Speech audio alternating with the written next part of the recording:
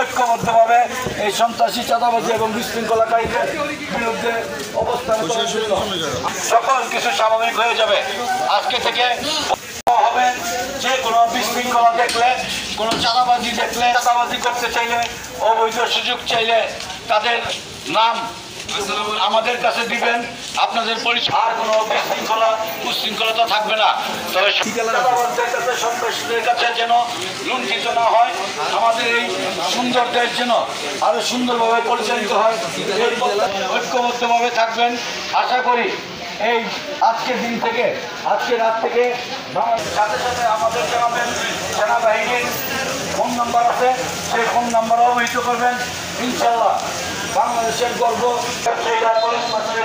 সহ এলাকার নাম্বার ওয়ার্ডের মধ্যে কালীবাজার আমলাপাড়া একটা ব্যবসায়ী এলাকা।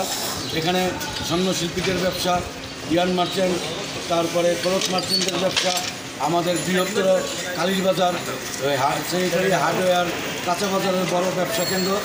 আমরা সবাইকে ব্যবসায়ী নেতৃবৃন্দদের সাথে নিয়ে সবাইকে অভয় দেওয়ার জন্য এলাকাবাসী, হিন্দু মুসলমান ভাই ভাই সবাইকে বলতে আসছি যেন তারা কোনো কারণে ভীত না হয়ে পড়ে। এই সন্ত্রাসী কোনো কার্যকলাপ, কোনো সন্ত্রাসীদের কোনো দল নাই, সন্ত্রাসীদের কোনো ধর্ম নাই, সংগ্রামের কোনো দল নাই, ধর্ম নাই। এই মেসেজটি আমরা দিতে আসছি। সবাই যেন ঐক্যবদ্ধভাবে থাকি। আজ থেকে বাংলাদেশ সেনাবাহিনী, পুলিশ প্রশাসন, জেলা প্রশাসন তাদের নিয়মিত কার্যক্রম শুরু করছে। ইনশাল্লাহ ক্ষণিকের মধ্যে এই সকল সমস্যার সমাধান হয়ে যাবে। শনিবার থেকে যেন তারা প্রশাসনিক সবার সহযোগিতা নিয়ে তাদের সাথে যোগাযোগ করে কার্যক্রম শুরু করতে পারে।